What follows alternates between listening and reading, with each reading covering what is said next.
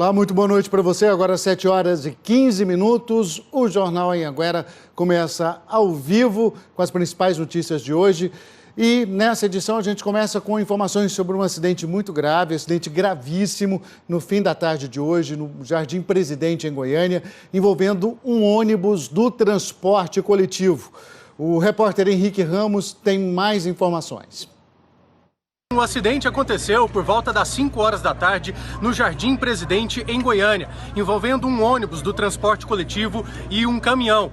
São poucas as informações confirmadas agora. A polícia, a perícia e o Corpo de Bombeiros ainda estão tentando confirmar a dinâmica do acidente, mas o que a gente tem de confirmado até agora é que foram 7 passageiros feridos gravemente. Eles foram levados para o Hugo, para o UGOL e para outras unidades de saúde de Goiânia e também de Aparecida de Goiânia. E, infelizmente, uma morte confirmada de um passageiro que tinha 29 anos de idade.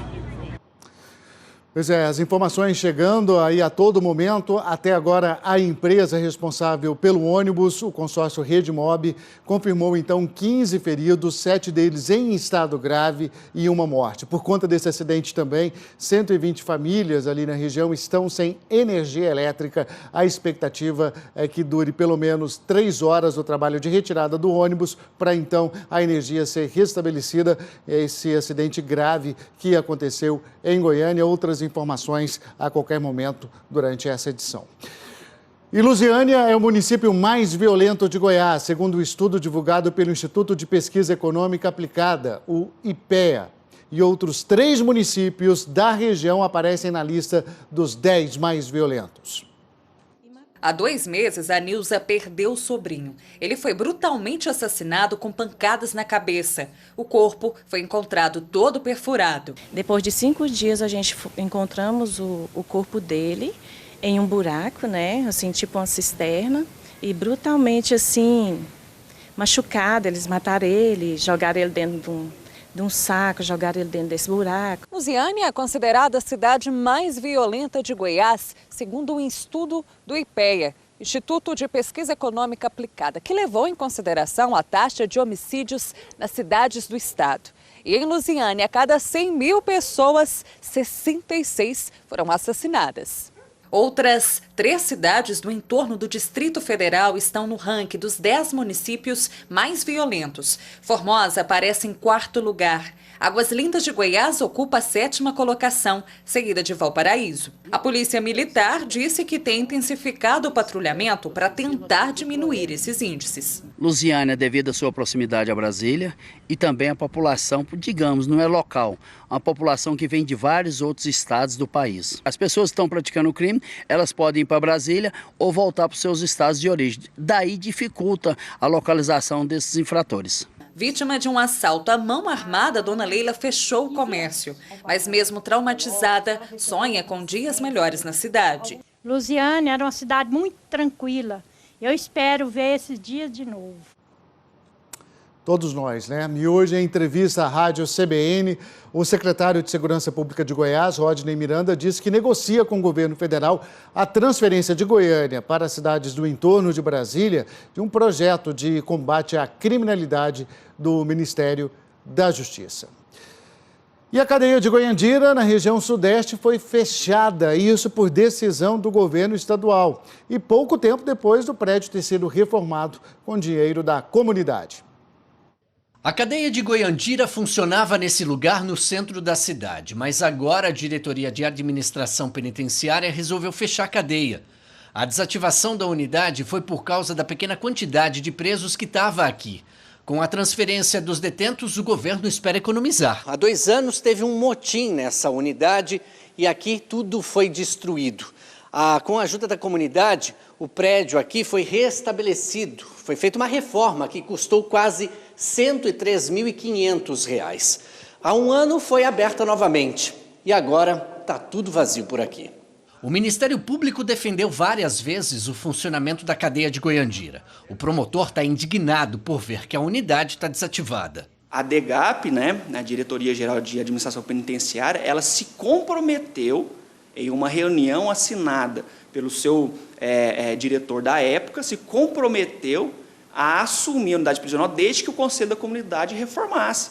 E o Conselho da Comunidade cumpriu o seu papel, reformou, gastou dinheiro e a DEGAP, em pouquíssimo tempo, foi embora da unidade prisional, fechou, sem comunicar previamente ninguém.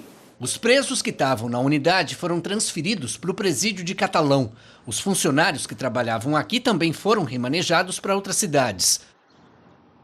Bom, a DGAP disse que avisou as famílias dos presos sobre as transferências e que existe respaldo legal para fechar a cadeia. O Ministério Público deve entrar nos próximos dias com um pedido na Justiça para tentar reverter essa decisão.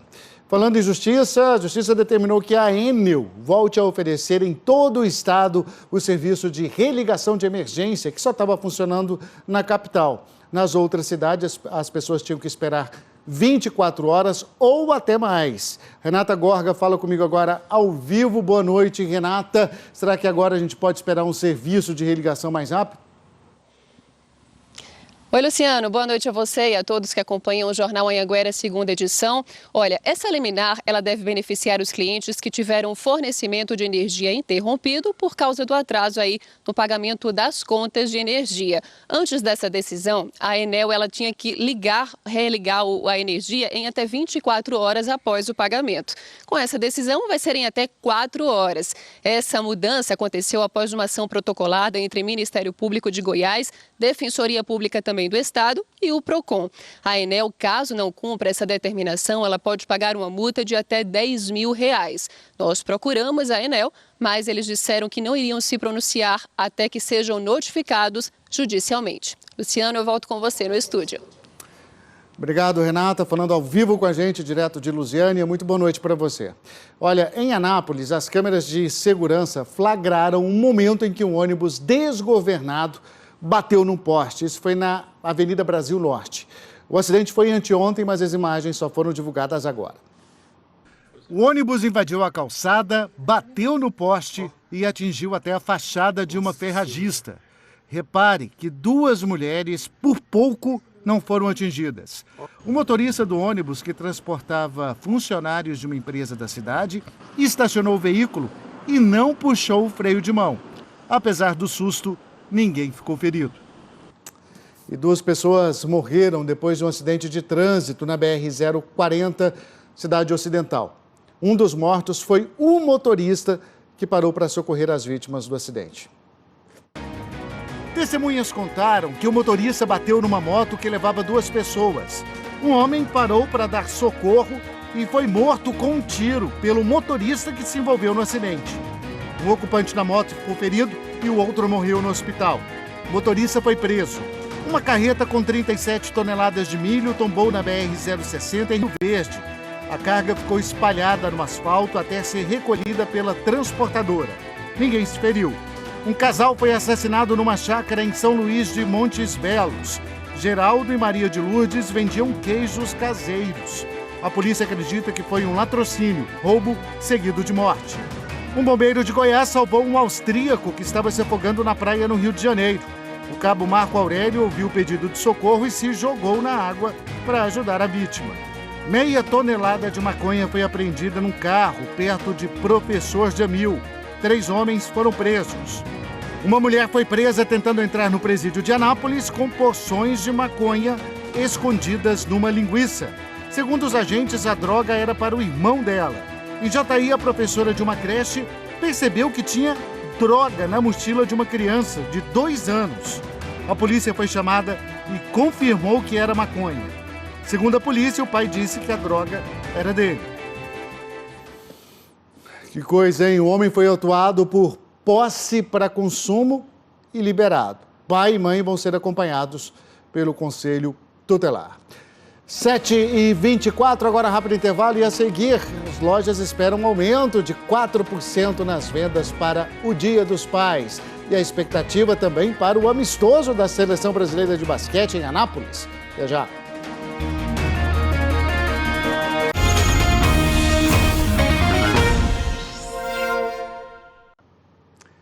7h27, estamos de volta para falar do Dia dos Pais que está chegando e a movimentação no comércio, a procura do presente ali para o paizão já começou. O aumento nas vendas em Goiás por conta da data deve ser de mais de 4% em relação ao ano passado.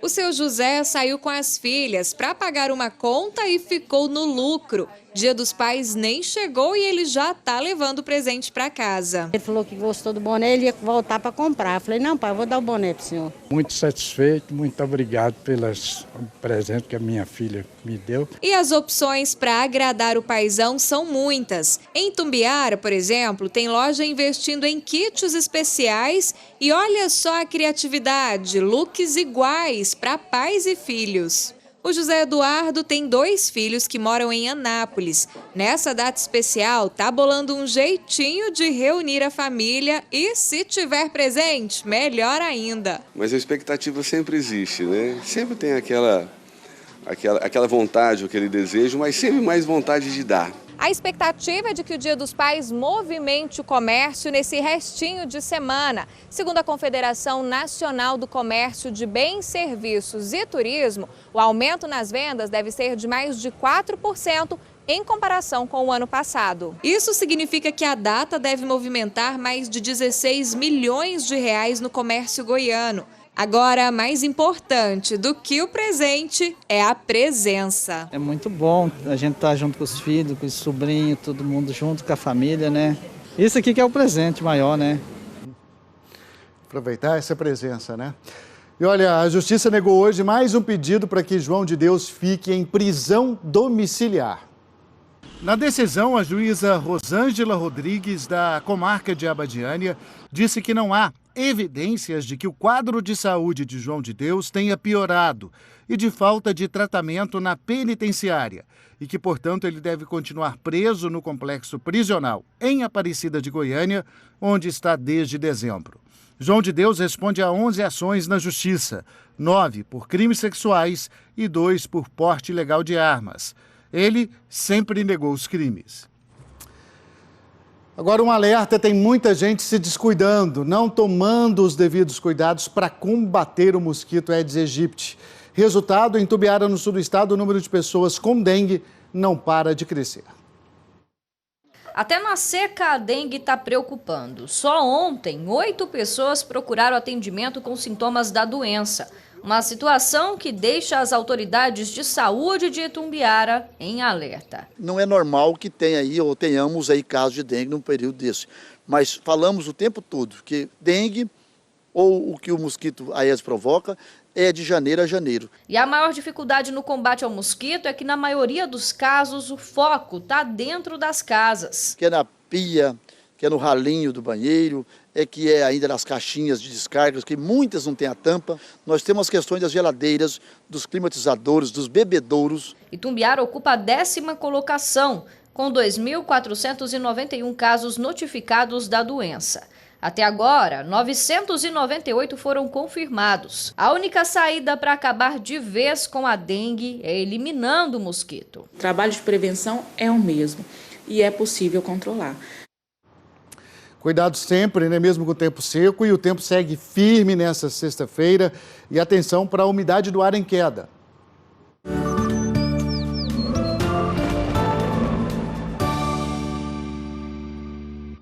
A umidade fica abaixo dos 30% em todo o estado. E a temperatura varia muito durante o dia. Mais frio pela manhã no leste de Goiás. A máxima chega a 33 graus em Porangatu. 31 em Jataí e Itumbiara. Rio Verde, 30. E o tempo um pouco mais ameno em Lusiânia, 27 graus. Daqui a pouco, 7h31, daqui a pouco tem amistoso da Seleção Brasileira de Basquete em Anápolis. O adversário é o Uruguai. Vamos ver como é que está a expectativa? Liliane Bueno conversa pra gente, porque esse jogo aí faz parte da preparação para o Mundial do mês que vem, né, Liliane? Boa noite. Isso mesmo, Luciano. Boa noite para você, boa noite a todos que nos acompanham. A partida daqui a pouquinho, às 9 da noite aqui em Anápolis, no ginásio Newton de Faria. Como você falou, um amistoso que faz parte da preparação para o Mundial na China no mês que vem. Foram quase 2 semanas de treino aqui em Goiás, ou seja, O técnico croata Aleksandar Petrovic teve um tempo bacana, né, para poder fazer alguns ajustes no time. E por falar em time, ele é composto por várias estrelas do basquete mundial. Atletas que jogaram na NBA, a Liga de Basquete Americano, como Anderson Varejão e Leandrinho, além de jogadores que hoje fazem parte da liga, como Bruno Caboclo, Cristiano Felício. E a oportunidade de ver todas essas estrelas em quadra é o que promete casa cheia aqui em Anápolis. Lembrando que essa é a primeira partida entre Brasil e Uruguai. Os dois times voltam a se encontrar no sábado em Belém. E a gente fica aqui na torcida, Luciano, para que essa passagem por Anápolis dê sorte para a nossa seleção. Vai dar sim, Liliane. Obrigado, viu? Bom trabalho para você. E agora a hora da imagem do dia. E olha, essa que vem do estado, do sul do estado, melhor dizendo, e assustou quem estava perto. Olha o tamanho desse redemoinho aí que se formou numa fazenda de cana-de-açúcar de uma usina entre Morrinhos e Goiatuba. O barulho era assustador.